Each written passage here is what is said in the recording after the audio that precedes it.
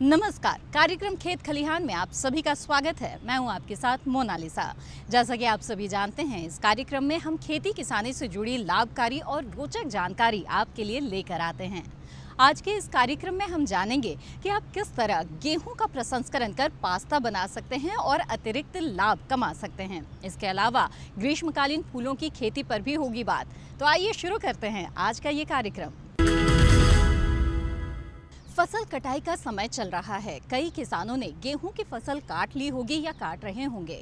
अगर आप कटी हुई गेहूं की फसल को मंडी में नहीं ले जाना चाहते हैं इस वक्त, या फिर गोदाम में रख के इंतजार नहीं करना चाहते, तो आपके लिए अतिरिक्त आय कमाने के लिए एक बेहतरीन विकल्प है गेहूं का प्रसंस्करण कर लेना। जी हाँ, विशेषज्ञ बता रहे हैं कि किस तरह गेहूं के प्रसंस्करण के बाद आप पास्ता निर्माण कर सकते हैं, जिसकी बाजार मांग भी अच्छी रहती है। तो आइए देखते हैं किस तरह गेहूं प्रसंस्करण कर पास्ता निर्माण किया जा सकता है।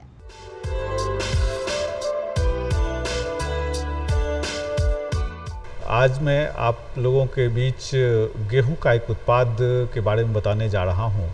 इसका नाम है पास्ता। पास्ता आज आप सब परिचित होंगे कि आजकल युवा वर्ग की एक बहुत ही पसंदीदा उत्पाद बन चुका है और बहुत ज़्यादा लोग चाहने लगे हैं इसको। इसके कारण आजकल लगभग 30 ब्रांड पास्ता के हमारे देश में उपलब्ध हैं और बहुत सारे अनब्रांडेड पास्ता भी बाज़ार में उपलब्ध हैं। अगर आप जानते हैं तो यह जो पास्ता है गेहूं का बना हुआ है, लेकिन अनुसंधान के तौर पे हम लोगों ने इसको और इम्प्रूव करने की कोशिश किया है। इसमें कुछ अनुसंधान कार्य हम लोगों ने अपने संस्थान में किए हैं। तो आज मैं आप लोगों के सामने ये बताने जा रहा हूँ कि इसे कैसे बनाया जा सकता है, ऐसे कैसे उद्यम क्रिएट किया जा सकता है और उद्यम के लिए आपको क्या क्या आवश्यकताएं होंगी। पास्ता बनाने के लिए सबसे पहले आपको तो गेहूं चाहिए।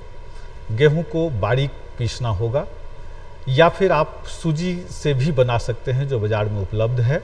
इस सूजी बनाने से पहले आप सबको ये जानकारी देना चाहूँगा कि गेहूं की सफाई बहुत अच्छी तरह से होनी चाहिए। उसमें किसी तरह के कंकड़ पत्थर, धूल या कोई भी अन्य उत्पाद उसमें मिश्रित नहीं होना चाहिए। तो इसको अच्छी तरह से सफाई करनी बहुत ज़रूरी है। एक बार अगर आपने सफाई इसको अच्छी कर लिया, फिर इसे आप ग्राइंडिंग करें। ग्राइंडिंग के लिए जो भी मिल आपको उपलब्ध हो, थोड़ा सा बारीक पीसना है, बहुत फाइन पीसने की ज़रूरत नहीं है। पीसने के बाद अब इसमें एक नमी की आवश्यकता है। इसमें लगभग 30 से 35% नमी मिलानी पड़ेगी आपको। इस नमी मिलाने के बाद यह आटा तैयार है कि आप इसको एक्सट्रूजन विधि, जिसको उत्सारित्रण विधि के नाम से भी जानते हैं, इससे आप पास्ता बना सकते हैं। अब इसके लिए बहुत सारी मशीनरी उपलब्ध है। कम दाम में भी मशीनरी उपलब्ध है और बड़े क्षमता के, लागत क्षमता के और ऑटोमेशन के द्वारा जो बनाए जा सकते हैं, उसके लिए बड़ी बड़ी मशीनें भी उपलब्ध हैं। तो अब आपको एक यह मशीन, उत्सारित्रक मशीन चाहिए। इस मशीन के द्वारा आप जो भी शेप चाहिए शेप में निकाल सकते हैं। और इस शेप में निकालने के बाद देखिएगा कि चूँकि आटे में 30 से 35% नमी थी, तो उत्सारित्रण विधि के बाद जो पास्ता निकलता है उसमें 20 से 25% तक पानी उपलब्ध रहता है। इस पे इसे रखा नहीं जा सकता है, इसीलिए इसको सुखाने की आवश्यकता होती है।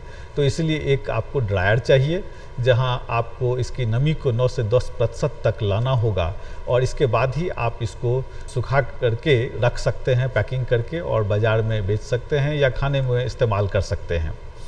पास्ता को खाने के लिए जैसा आप सब जानते ही होंगे कि इसको पानी में आपको उबालना होगा। उसके बाद आप इसमें बहुत तरह के मसाले मिला सकते हैं, सब्जी भून करके इसमें मिला सकते हैं, जो आपके स्वाद के अनुसार आप इसको पसंद हो। चाहे बहुत लोग मीठा पसंद करते हैं तो आप मीठा मिला करके भी दूध में उबाल करके इसको खा सकते हैं। तो खाने की बहुत कई रेसिपीज़ हैं इस पास्ता के लिए जो आप इस्तेमाल कर सकते हैं। लेकिन हम युवा साथियों के लिए कहना चाहेंगे, ये तो हुआ खाने के लिए, लेकिन उद्यम कैसे इससे बने, कैसे आप इसे ले जा कर के बाज़ार में बेच सकें ताकि आप भी कमाएं और खाने वाले को एक अच्छा उत्पाद दे सकें। तो हम लोगों ने इसमें एक, चूँकि गेहूं के साथ एक समस्या यह है कि गेहूं में ग्लूटेन होता है। इस ग्लूटेन से आजकल देखा गया है कि कुछ लोग दुनिया भर में ऐसे हैं जिनको की समस्याएं हो रही हैं ग्लूटेन खाने से। तो उस ग्लूटेन को कैसे इसमें कम किया जा सके, तो हम लोगों ने, आप सब ये भी जानते होंगे कि बाजरा या अन्य जो मोटे उत्पाद हैं उसमें न्यूट्रिशन की बहुत ही अच्छी संभावनाएं और न्यूट्रिशन हैं, तो उनको क्यों न इस्तेमाल करके इसकी न्यूट्रिशन क्षमता को बढ़ाया जाए। तो हम लोगों ने अनुसंधान कार्य किया और पता लगा कि अगर आप कलर को यानी रंग को महत्ता देते हैं तो 30% तक बाजरा गेहूं में मिला सकते हैं और उससे पास्ता बना सकते हैं, तो कलर उसका रिटेन रहता है। लेकिन आप अगर ज़्यादा से ज़्यादा बाजरे की गुणवत्ता को उसमें इस्तेमाल करना चाहते हैं तो हम लोगों ने देखा अनुसंधान के बाद कि 50% तक इसमें आप बाजरा मिला सकते हैं, लेकिन इसके बाद देखने में इसका कलर थोड़ा डल हो जाता है। तो अगर इस डल कलर को नेचुरल कलर में कन्वर्ट करें ताकि खरीदने वालों को ये लगे कि बहुत अच्छा उत्पाद है, तो एक काम और कर सकते हैं। इसमें कुछ बायो एक्टिव जैसे सब्जियां हमारे हैं जिसमें कि सेहत के लिए बहुत सारी अच्छी चीज़ें हैं, तो हम लोगों ने देखा कि एक जैसे सहजन के पत्ते का पाउडर है या मैंगो का जो पका आम का छिलके का पाउडर बना करके या गाजर का पाउडर बना करके इसको अगर डाला तो एक नेचुरल कलर भी उसमें आ गया जो कि काफ़ी लाइकिंग होती है, जो देखने वाले देख करके ख़रीदना चाहते हैं। और साथ साथ इसमें सेहत के लिए बहुत सारी अच्छी चीज़ें गुने भी इसमें हम लोगों ने ऐड कर दिया। तो इस तरह से आप इसकी गुणवत्ता को बढ़ा सकते हैं और एक अच्छा उत्पाद बना सकते हैं, एक अच्छा पास्ता बना सकते हैं। तो किसान भाइयों, अब आपको मैं फिर से रूट बताना चाहूँगा कि इसके लिए आपको गेहूं की अच्छी तरह से सफाई की जाए। सफाई करने के लिए दो महत्वपूर्ण मशीनरी जो आपको आवश्यक होगी, एक मशीन है जो एयर स्क्रीन क्लीनर के नाम से जाना जाता है, ये ज़रूर लें, और दूसरा एक डी स्टोनर के नाम से या स्पेसिफिक ग्रेविटी सेपरेटर के नाम से आता है। ये दो मशीनें बहुत ही ज़रूरी हैं। उसके बाद आपको अन्य मशीनरी आपके गेहूं में किस तरह का जो है इम्प्योरिटीज़ है उसके हिसाब से आपको सिलेक्ट करना होगा। तो लेकिन ये देखें, ध्यान रखें कि चूँकि ये मिट्टी पे रहता है और इसमें सारे जो हैं मिट्टी धूल कण सटे हो सकते हैं, तो आपको ज़रूरत हो सकता है कि इसको स्क्रैच करके भी साफ़ किया जाता है या पानी में धुल करके भी इसको साफ़ कर सकते हैं ताकि इसमें धूल कण बिल्कुल भी ना रहें। तो यह इंश्योर करना बहुत ज़रूरी है कि आप सफाई अच्छी तरह कर लें। और अगर आप सूजी बनाने के लिए जाते हैं या ये करने उसके कोर्स बारीक ग्राइंडिंग के लिए जाते हैं, तो ये ध्यान रखें कि अगर जो मशीन यूज़ कर रहे हैं उसमें किस तरह का सीव इस्तेमाल किया जाए ताकि आप सूजी के साइज़ का आटा प्राप्त कर सकें, क्योंकि ये जो बारीक आटा है उससे एक क्वालिटी जो बनेगी पास्ते की वो बेहतर क्वालिटी बनती है। तो इस बात का ज़रूर आप ध्यान रखें। और इसके बाद फिर प्री कंडीशनर या मिक्सर जो है का इस्तेमाल करें, जिसमें जैसा मैंने आपको बताया है कि 30 से 35% नमी मिलाने की आवश्यकता है, तभी जाकर के इसको प्रॉपरली आप पास्ता बना सकते हैं।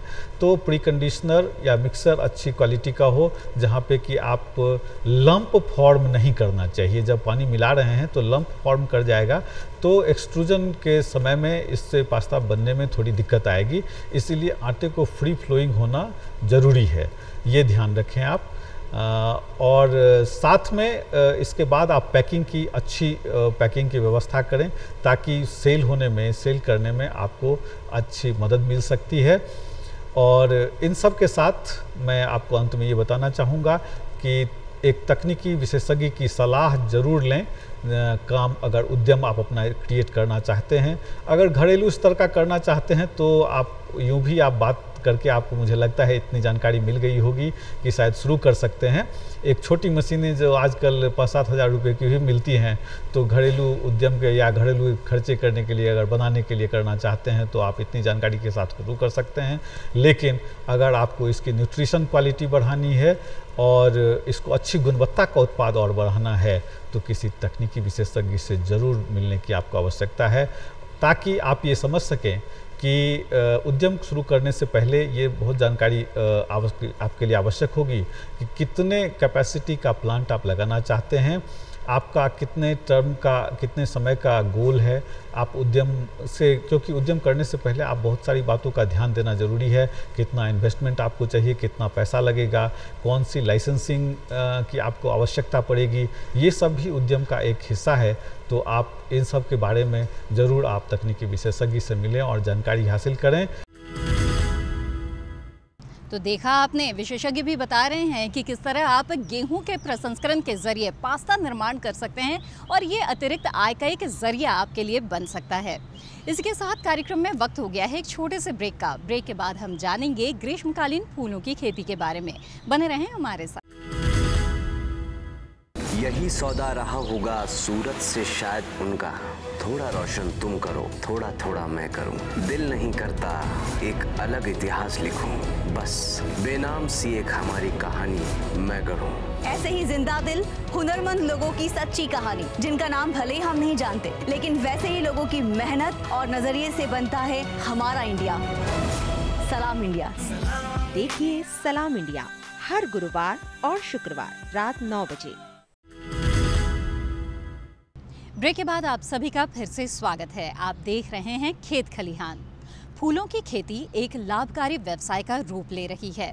ऐसे में ग्रीष्म काल में आप किन फूलों की खेती कर सकते हैं, कैसे बुआई का ध्यान रखना चाहिए, सिंचाई कब कब देनी चाहिए, ऐसी तमाम बातें आपके जहन में होगी। आइए विशेषज्ञ से लेते हैं राय और जानते हैं किस तरह करें ग्रीष्मकालीन फूलों की खेती।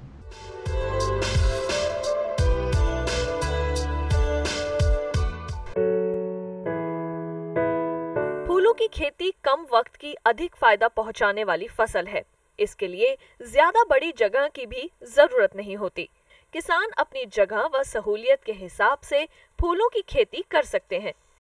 चाहे तो खुले खेत में या फिर ग्रीन हाउस में नर्सरी लगाना अत्यंत लाभदायक सिद्ध होता है।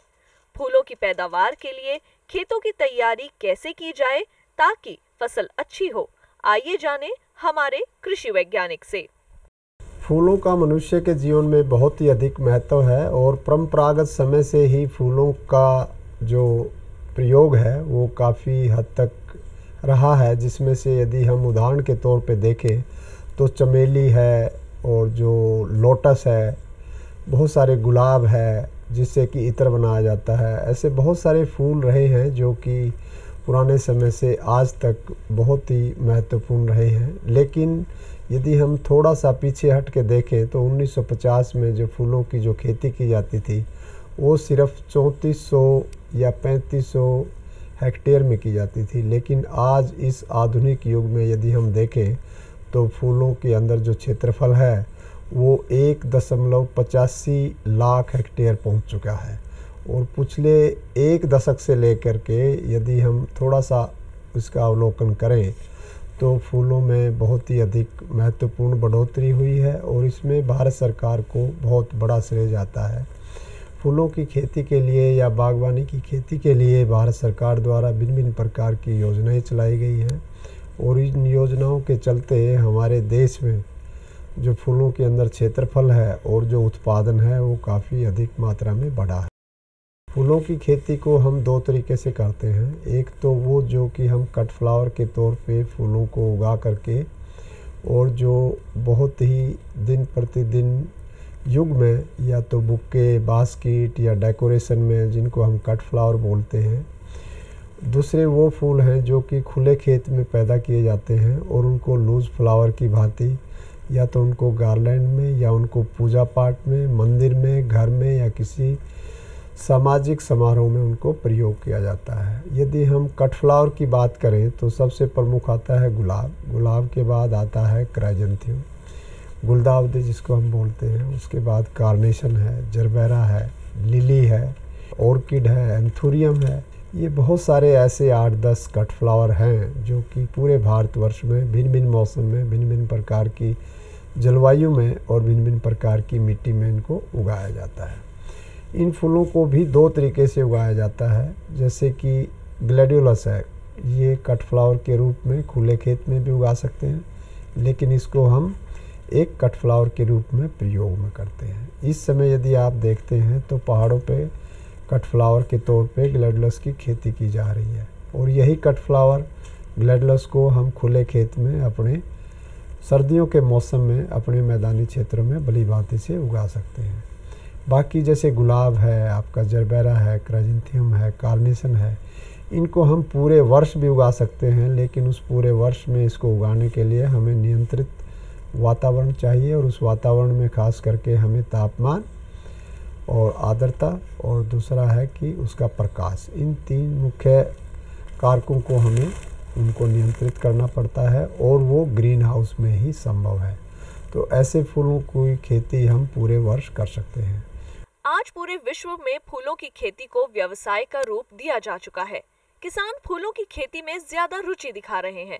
आज पूरे भारत में 1.85 लाख हेक्टेयर में फूलों की खेती की जा रही है, जो कि अपने आप में एक रिकॉर्ड है और भारत सरकार द्वारा इस पर योजनाएं चलाई जा रही हैं। किसानों को प्रशिक्षित किया जा रहा है ताकि वह फूलों से अपना व्यवसाय चलाकर अतिरिक्त आय प्राप्त कर सके। फूल कई प्रकार के होते हैं, इनकी कई किस्में होती हैं।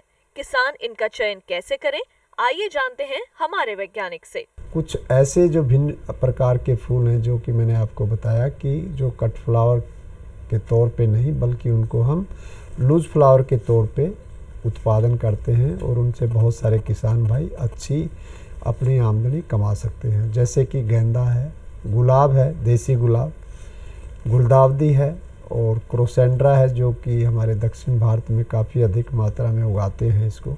चमेली है, चमेली की भी गार्लैंड बनती हैं, मालाएं बनती हैं और भिन्न भिन्न प्रकार के खुशबूदार फूल है ये। इसकी भी खेती हमारे उत्तरी भारत में भी, दिल्ली और दिल्ली के आसपास भी, अलीपुर ब्लॉक में इसके बहुत सारे किसान हैं जो इसकी खेती करते हैं।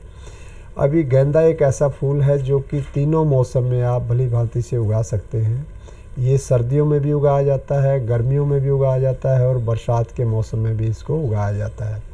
इस समय बहुत सारे किसान भाइयों ने दिल्ली और दिल्ली के आसपास मैदानी क्षेत्रों में जो गेंदा है, गेंदे की रोपाई कर चुके हैं वो। और इस समय जो एक अफ्रीकन जायंट किस्म है वो इस समय एक बहुत अच्छा परफॉर्म करती है और काफ़ी अधिक मात्रा में उसकी अच्छी उपज भी किसान गर्मियों के मौसम में ले सकते हैं। अब सर्दी और जो बरसात है उसमें भी भिन्न भिन्न प्रकार की किस्में उपलब्ध हैं, उनको भी किसान भाई उगा सकते हैं।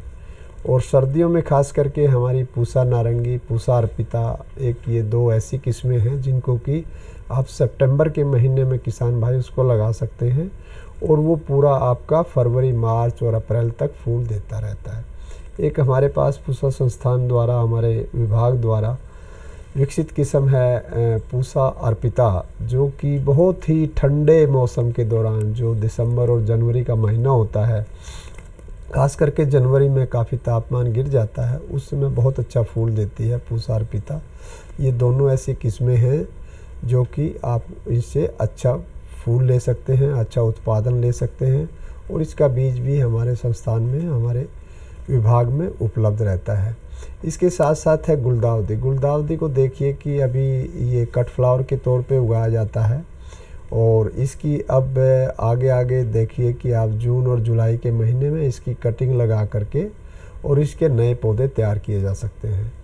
कटिंग हमेशा हम पुराने पौधों से लेते हैं और पुराने पौधों से जो नई शाखाएं जो विकसित होती हैं उनको हम तोड़ करके और सेराडेक्स या रूटेक्स में उसको लगा करके और उसको हम फिर नए पौधे बनाने के लिए या तो उसको कोकोपीट में या परलाइट में इसका मिक्सचर बना करके या रेत में इसकी कटिंग लगा करके नए पौधे बना लेते हैं। और जब वो नए पौधे 21 दिन बाद या 1 महीने उपरांत जब वो जड़ ले लेते हैं तो हम उसकी फिर रोपाई या तो ग्रीन हाउस में करते हैं या खुले खेत में करते हैं। और ग्रीन हाउस या खुले खेत में एक बहुत ही अधिक महत्वपूर्ण बात यह है किसान भाइयों के लिए कि वो इसको ड्रिप इरिगेशन, जो बूंद बूंद पत्ती है, बूंद बूंद पत्ती को अपना करके और वो फूलों में यदि सिंचाई करें तो इससे 2 फ़ायदे होंगे। एक तो हमारा पानी की बचत होगी, जैसा कि हम देख रहे हैं कि पानी की जो समस्या है वो बहुत ही भयानक है और पानी का सदुपयोग करना हमारे लिए बहुत ही अधिक महत्वपूर्ण है। तो बूंद बूंद पद्धति जो ड्रिप इरिगेशन सिस्टम है उसको हम खुले खेत में भी यूज़ कर सकते हैं और उसको ग्रीन हाउस में भी हम यूज़ कर सकते हैं। और ड्रिप इरिगेशन के साथ साथ में हम खाद भी दे सकते हैं। इसको हम फर्टिगेशन बोलते हैं। जो पीछे ग्रीन हाउस के पीछे जो टैंक बना रहता है, उस टैंक में हम NPK जो नाइट्रोजन है, फास्फोरस है, पोटाश है, उसकी एक निश्चित मात्रा का मिश्रण बना करके यदि पानी में घोल करके और हम ड्रिप इरिगेशन के माध्यम से जब हम पेड़ पौधों में हम खाद देते हैं तो इसको हम फर्टिगेशन बोलते हैं। तो इस तरह से हम ग्रीन हाउस में या खुले खेत में फर्टिगेशन की पद्धति को अपनाकर भी अधिक उत्पादन कर सकते हैं। फूलों की खपत तो हर छोटे से लेकर बड़े शहरों तक सभी जगह होती है और इनके विपणन केंद्र भी सही जगह स्थित हैं, जहां किसान भाई अपने फूलों के खेप पहुंचा सकते हैं या बेच सकते हैं। यह दिल्ली, अहमदाबाद, हरियाणा, चंडीगढ़ जैसी बहुत सी बड़ी बड़ी मंडियों में जहां किसान अपना माल बेच सकते हैं। अब जहाँ तक है फूलों का विपणन कहाँ करें, कैसे करें, वो भी जानना बहुत ज़रूरी है। और उसके लिए मैं सभी किसान भाइयों को यही बताना चाहूँगा कि देखिए, वैसे तो फूलों की जो खपत है एक छोटे शहर से लेके और बड़े शहर तक हर जगह संभावित रहती है, लेकिन खास करके बड़े शहरों में इसकी खपत ज़्यादा होती है। तो यदि हम एक मोटा आंकड़ा भी लें तो 1000 करोड़ रुपए का जो सालाना बिजनेस जो होता है, उसमें से अकेला 600 करोड़ रुपए का जो फूलों का बिजनेस है वो दिल्ली की मार्केट में बाज़ार में किया जाता है। और दिल्ली की जो मार्केट है सबसे बड़ी गाजीपुर मंडी है, जहाँ पर फूलों का क्रय और विक्रय सुबह 4 बजे से शुरू हो जाता है और सुबह 7 बजे तक रहता है। और बहुत सारे दिल्ली के आसपास के लोग या यहाँ तक कहिए कि ट्रेन से या हवाई जहाज़ से दूर से भी फूल आकर के इस मंडी में बिकते हैं। तो विपणन जो केंद्र हैं वो दिल्ली, अहमदाबाद, आपका बम्बे, मद्रास, चेन्नई, लुधियाना, चंडीगढ़ और भी बहुत सारे, भोपाल, इंदौर, ये भी एक कुछ ऐसे शहर हैं जहाँ पे फूलों की खपत रहती है और वहाँ पे किसान भाई इसका विपणन कर सकते हैं। और विपणन के लिए बहुत अधिक महत्वपूर्ण चीज़ ये है कि फूलों को भली भांति से काट लें, उनको किस तरह से पैकिंग करें, उनको बॉक्सेज में, कार्बोरेटेड बॉक्सेज में या तो पैक करें या उसको खुले, यदि आप कहीं मंडी के नज़दीक हैं तो उसको टोकरी में भी ले जा करके मंडी में भेजा जा सकता है। यहाँ तक कि गेंदे को बोरियों में, गिल्ली जो बोरी आती है उसमें भी लपेट करके मंडी में भेजा जाता है या बास्केट में उनको रख करके बाज़ार में भेजा जाता है। अभी सबसे महत्वपूर्ण है कि खेत की तैयारी कैसे करें, उसमें क्या लगाएं, ये सारा हमें सोचना होगा और इसका हमें एक परियोजनाबद्ध तरीके से इसकी तैयारी करनी होगी। अभी देखिए कि गर्मियों का मौसम है और गर्मी के मौसम में बहुत सारे खेत हैं वो खाली हैं, उसकी तैयारी के लिए बहुत ही उत्तम समय है ये इस समय। तो सबसे पहले तो खेत की अच्छी तरह से जुताई कर लें और ट्रैक्टर से, हैरो से खेत की काफ़ी अच्छी तरह से मिट्टी की उल्टा पुल्टी कर लें और उसमें हो सके तो गोबर का सड़ा हुआ खाद डाल दें, उसको मिला दें खेत में अच्छी तरह से।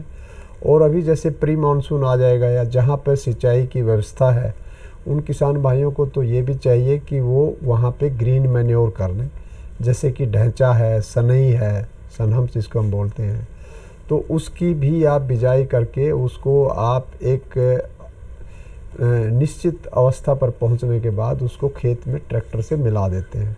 तो उससे क्या होगा कि जो आपकी ज़मीन है उसमें नाइट्रोजन की जो मात्रा है वो ग्रीन मैन्योरिंग से बढ़ जाती है।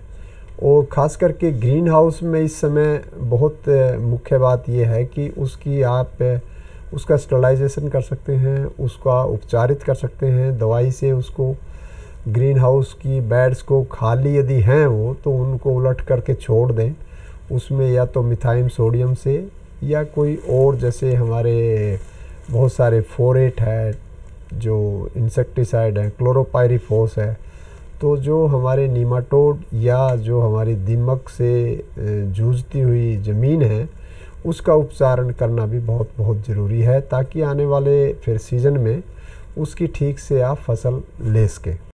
फूलों की खेती हर जगह और हर मौसम में की जा सकती है। फसलों के बदलाव के साथ या फिर बड़े रूप में किसी भी तरह किसान फूलों की खेती करके व्यवसाय का रूप दे सकते हैं। कम वक्त, कम लागत और कम जगह में ज्यादा मुनाफा देने वाली इस फसल से किसान अधिक आय तो प्राप्त कर ही सकते हैं, साथ ही फूलों का सानिध्य भी पा सकते हैं।